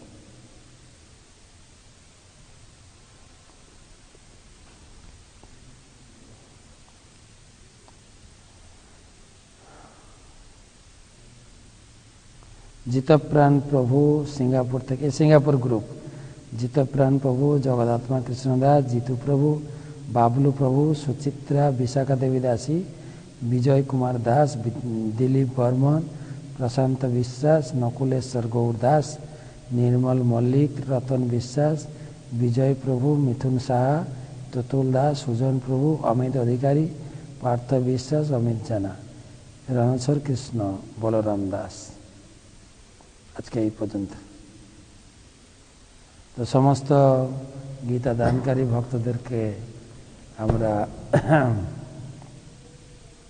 কৃতজ্ঞতা জানাই ইস্কনের পক্ষ থেকে এবং ধন্যবাদ জানাই এবং তাদের জন্য ভগবান কৃষ্ণের কাছে হাত তুলে প্রার্থনা জানাই তাদের মঙ্গলের জন্য।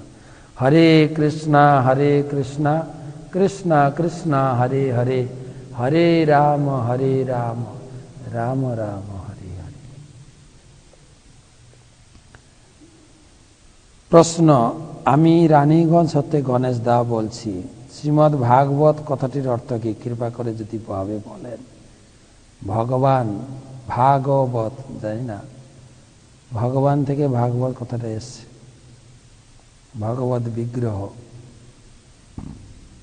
দ্বিতীয় প্রশ্ন, দ্বীপ দে, কাকদ্বীপ থেকে। আমি একাদশ শ্রেণীর ছাত্র, নিয়মিত গীতা পাঠ করি। আমার প্রশ্ন আছে, কৃপা করে বলবেন। গতকাল আপনি বললেন যে গান্ধারী ধৃতরাষ্ট্রকে যোগাগ্নিতে ভস্মাহুতি থেকে নিজেই অগ্নিতে দেহ বিসর্জন করেছিলেন। তাহলে আমার প্রশ্ন, গান্ধারী কি নিজের চোখের বাঁধন খুলে ফেলেছিলেন গৃহত্যাগ করার পরে? জিজ্ঞেস করতে হবে, ভালো প্রশ্ন কিন্তু। জিজ্ঞেস করে বলবো তোমাকে, ফোন করে জিজ্ঞেস করব। এই ধরনের প্রশ্ন কেউ করেনি। তবে এটা ঠিক, মহাভারতে বর্ণনা আছে যে গান্ধারী চোখের বাঁধন খুলতেন, চোখের বাঁধন রাখতেন দিনের বেলা। দিনের বেলা তিনি সকলের কাছে অন্ধত্ব বরণ করেছিলেন, যাতে তার চোখ আছে বলে গর্ব না হয়ে যায়। কিন্তু যখন স্বামীর সঙ্গে থাকতেন রাত্রে, তিনি চোখের পটি খুলতেন স্বামী সেবার জন্য, নিজের ইন্দ্রতৃপ্তির জন্য না। স্বামীর সেবা শুশ্রূষা যা যা প্রয়োজন চোখের পটি খুলতেন। তবে এইখানে পটি খুলেছিলেন কিনা বা অনুমান করেছিলেন আমার জানা নেই। তবে এটা তো ঠিক, তিনি এত পথ অতিক্রম করেছিলেন স্বামী সেবার জন্য, স্বামীর হাত ধরে নিয়ে গিয়েছিলেন, চোখের পটি খোলা ছিল। সামনে বিদুর যাচ্ছেন, পিছনে তার ধৃতরাষ্ট্র এবং গান্ধারী যাচ্ছেন। গান্ধারী ধৃতরাষ্ট্রকে পথ দেখিয়ে নিয়ে গেছে। অত ডিটেলস বর্ণনা দেওয়ার প্রয়োজন হয় না, তাই দেয়নি। তাই তোমার প্রশ্নের উত্তর বললাম জাস্ট। চোখের পটি খুলেছিলেন স্বামী সেবার জন্য, স্বামীর যোগের জন্য, যোগ করার জন্য যা যা প্রয়োজন ছিল তিনি সব সাপ্লাই দিয়েছিলেন। এবং স্বামীর এই যে সিদ্ধি লাভ দেখে একে তো আশ্চর্য হয়েছিলেন, দ্বিতীয়ত স্বামীকে ত্যাগ করে থাকতে পারবেন না, তাই স্বামীর সঙ্গে তিনি চলে গেছেন। নির্মলেন্দু মাইতি মেদিনীপুর থেকে জিজ্ঞাসা, বাড়িতে কিংবা আত্মীয় স্বজন কেউ মারা গেলে কাঁদা উচিত কৃপা করে বলে। কাঁদা উচিত কৃপা করে বলে মানে প্রশ্নটা কি? প্রশ্নই তো বুঝলাম। কাঁদা উচিত কি না সেটাই একটা প্রশ্ন হতে পারে। কাঁদা উচিত কৃপা করে বলুন, কাঁদবেন বেশি করে, অসুবিধা কোথায়? গীতায় বলা হয়েছে যে অসচ্চানাম অনুশোচস্তম প্রজ্ঞাবাদস্য ভাষতে গতা শুনা গতা শুচ না অনুশোচন্তি ন অনুশোচন্তি পণ্ডিত। যারা পণ্ডিত গীতা ভাগবতম পড়েন, যারা সাধু, তারা কাঁদবেন না। কেন? তারা জানেন এই হসপিটালে রোগগ্রস্ত হয়ে ঘরে এত কষ্ট পাওয়ার থেকে মৃত্যুটা অনেক ভালো। তারা ভগবানের কাছে প্রার্থনা করেন, ঠাকুর তাড়াতাড়ি একে নিয়ে যান। হয়তো বিরহের জন্য একটু শোক হতে পারে, কিন্তু বিরহের শোকে ভগবানের কাছে প্রার্থনা করবে, ঠাকুর ও যেখানে ওকে নিয়ে গেছো তাকে ভালোভাবে গতি করো। আমি ওর জন্য একটু প্রার্থনা করছি তোমার কাছে, তার ভালো গতি করো। বাস, একটু বিরহ আসবে, চোখে জল ফেলবেন, কিন্তু এই যে হাউ হাউ করে কাঁদার কোনো প্রশ্ন গীতা নিষেধ করেছে। ধীরস্তত্র নমজ্জতি। আজকের লাস্ট প্রশ্ন, শিমুল সরকার, চট্টগ্রাম, বাংলাদেশ থেকে। আপনি 100তম ক্লাসে আলোচনা করেছেন যে ভক্তদের অধিক অর্থ উপার্জনের পিছনে ছোটা উচিত নয়। আমি বলছি না, রূপক গোস্বামীপাদ উপদেশামৃত গ্রন্থে বলেছেন।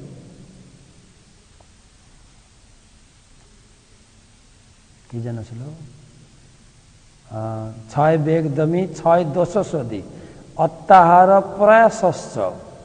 প্রয়াস, অত্যধিক প্রয়াসটা এটা একটা দোষ। উপদেশামৃতের 2য় শ্লোক পড়বেন। তো কোনো ভক্ত যদি গৃহস্থ হতে চায়, তাহলে মাতাজির পরিবার থেকে দেখা যায় ছেলে কত টাকা ইনকাম করে, কত টাকা মালা জব করে, সেটা না দেখে কত ফ্ল্যাটে বাস করে সেটা দেখে, কিন্তু কয়টায় ঘুম থেকে উঠলো মঙ্গলারতি করে সেটা দেখে না। সে যদি হয় তাহলে একজন প্রভু অর্থের পেছনে ছুটবেই। মহারাজ, এক্ষেত্রে পিতামাতার মনোভাব কি হওয়া উচিত? দুটোই হওয়া উচিত, দুটোই। সংসার প্রতিপালন করা ছাড়াও আপনার অর্থ দরকার আছে। ভগবত সেবার জন্য প্রচুর অর্থের প্রয়োজন। আর অর্থ হলো মানেই যে আপনি ভগবান সেবা থেকে পিছিয়ে যাবেন এমন নয়, কিন্তু দুটোকে সমান পরিমাণে করতে হবে। আপনি সারাদিন বিজনেস করবেন, সারাদিন চাকরি করবেন, রাত্রে সঠিক সময় ঘুমাতে হবে। সঠিক সময় ঘুমালে তবে সকালে উঠতে পারবেন। যদি আপনার চাকরি থেকে ফিরতে রাত 12টা বেজে যায়, সেক্ষেত্রে আপনি মঙ্গলারতি করবেন কি করে? সেক্ষেত্রে আপনি আপনার শিক্ষাগুরু সঙ্গে আলোচনা করবেন, এটাকে উনি যেভাবে গাইড দেবেন সেরকম চলবেন। এটা সরাসরি সবার জন্য একই নিয়ম না, একই নিয়ম নয় তো। ব্যাপারটা হচ্ছে সব কিছুকে মনকৃষ্ণ নিবেচন, কৃষ্ণ ভজনের যেটা অনুকূল সেটা আপনাকে গ্রহণ করতে হবে, গ্রহণ করতে হবে। অনেক সময় আমাদের প্রচার করতে গিয়ে হয়তো অনেক দূরে গেছি, রাস্তা জ্যাম পড়ে গেছে, গাড়ি খারাপ হয়ে গেছে, ঘরে ফিরতে ফিরতেই 12টা বেজে গেল। সেক্ষেত্রে মঙ্গলারতি করতে পারেন, কিন্তু দিনের বেলা আপনার শরীর অস্বস্তি লাগবে, আপনি কাজ করতে পারবেন না। সেক্ষেত্রে সব কিছু একটু ব্যালেন্স করে করতে হবে, ব্যালেন্স করে। সেই জন্যে মঙ্গলারতি বা আপনি কত টাকা ইনকাম করবেন কি করবেন না, আপনার শিক্ষাগুরু দীক্ষাগুরুর সঙ্গে পরামর্শ করা উচিত। এবং ভক্ত তো বেশি ইনকাম অবশ্যই করবে। কিসের জন্য করবে? ভক্তের, গৃহস্থ ভক্তের তো প্রচুর দায়িত্ব। আমি অনেকবার আগে বলেছি যে আমার কিছু কিছু লোক আমাদেরকে বলে, যারা আমরা মঠবাসী আছি, ব্রহ্মচারী সন্ন্যাসী, তারা কখনো কখনো প্রশ্ন করে, সংসার ধর্ম বড় ধর্ম, এটা না করে আপনি ঘর বাড়ি ছেড়ে ত্যাগী হয়ে গেছেন, আমি তো সরাসরি উত্তর দিই, সবার ভাগ্যে তার বড় ধর্ম জুটে না। আমার ভাগ্যে বড় ধর্ম নেই তো কি করে হবে? কিন্তু বড় ধর্ম কেন বলেছেন জানেন না? গৃহস্থর ইনকাম আছে, ব্রহ্মচার্যের ইনকাম নাই, সন্ন্যাসীর ইনকাম নাই, বানপ্রস্থের ইনকাম নাই। গৃহস্থ ইনকাম করবে, নিজের পরিবার ভরণ পোষণ প্লাস বাকি 3 আশ্রমের ভরণ পোষণ আপনাকে দিতে হবে। প্রচুর ইনকাম অবশ্যই করবেন, বড় বাড়ি অবশ্যই থাকতে হবে, ব্যাংক ব্যালেন্স অবশ্যই থাকতে হবে। বড় বাড়ি না থাকলে আপনি ঘরে ডেকে ক্লাস করবেন কি করে? টাকা পয়সা না থাকলে আপনি বৈষ্ণব সেবা দেবেন কি করে? আমাদের উৎসব চলবে কি করে? প্রচুর ইনকাম করতে হবে, প্রচুর। তার মানে সমস্ত ইনকাম আপনি ভোগ করবেন এটাও না। শাস্ত্রে বলছে যা ইনকাম করবেন, যদি আপনি 1 লক্ষ টাকা ইনকাম করেন মাসে, 1/4, কোথাও লেখা আছে 50%, 50 ভাগ আপনি ভোগ করতে পারবেন। কোথাও লেখা আছে 1/4। 4টে আশ্রম না, 4 ভাগ হবে আপনি যা ইনকাম করবেন। আপনার ভাগে 25%, ব্রহ্মচারীর 25%, বানপ্রস্থ 25% আর সন্ন্যাসী 25%। তো 1 লক্ষ টাকা ইনকাম হলে 25,000 টাকা সংসারে কাজে লাগাতে পারবেন। তো রূপ গোস্বামী আরেকটা সুযোগ দিয়েছেন, বলছে না 50%। ধরুন আপনি 10,000 টাকা ইনকাম করেন, 5,000 টাকা আপনি 2,500 টাকা খাওয়া পড়া করবেন, 2,500 টাকা ব্যাংকে রাখবেন আপৎকালীন বা ইমার্জেন্সি, আর 50% টাকা মন্দিরে যাবেন। যিনি প্রশ্ন করেছেন আমি জানি না 50% টাকা মন্দিরে দিচ্ছেন কিনা। যদি আপনার 10,000 টাকা ইনকাম হয়, 5,000 টাকা নিত্য সেবার মেম্বার হন। আপনি হয়তো নিত্য সেবার মেম্বার, ওই 200 টাকা 500 টাকা 1,000 টাকা ওই যে চলে না। তা যে ইনকাম করছে, ইনকাম করার জন্য উৎসাহ দিতে হবে। মন্দির চলবে কি করে, প্রচার হবে কি করে? শুধু তো মঙ্গলারতি দেখলে তো প্রচার হয় না। তো মঙ্গলাতে আসলাম, নাচলাম, তারপরে জব মলর নিয়ে সেটা কি হবে? তো সব ধরনের লোকদের, ক্ষত্রিয় বৈশ্য, আপনি হয়তো ব্রাহ্মণ, মঙ্গলারতি আসবেন, ভালো করে জপ করবেন, হরে কৃষ্ণ হরে কৃষ্ণ কৃষ্ণ কৃষ্ণ হরে হরে হরে রাম ভাবের আবেগে জপ করবেন। হ্যাঁ, যে জপ হয়তো 2 ঘন্টা হওয়ার কথা সারাদিন ধরে করুন, আমি ভালো করে জপ করছি, ব্রাহ্মণ আপনি। কিন্তু কিছু লোককে বৈশ্য থাকতে হবে পেট চালানোর জন্য, তারা ইনকাম করবে। দুটোকে ব্যালেন্স করতে হবে। ভালো খাওয়া পড়া এবং বৈষ্ণব সেবা দেওয়া, মন্দিরে সাহায্য করা, সব রকম নিয়ে চলতে হবে। ঠিক আছে? শিমুল বাবু, আপনাকে অশেষ ধন্যবাদ প্রশ্ন করার জন্য। ধন্যবাদ সকলকে। হরে কৃষ্ণ। কালকে এসে বাকি এটা কন্টিনিউ করো। যুধিষ্ঠির মহারাজ নিজে বলবেন কলিযুগের কি কি দুর্দশাগ্রস্ত যুধিষ্ঠির মহারাজের মুখ থেকে শুনবো। ভীমসেন আর যুধিষ্ঠির মহারাজ দুজন আলোচনা করবে। হরে কৃষ্ণ কৃষ্ণ কৃষ্ণ হরে হরে, হরে রাম রাম রাম।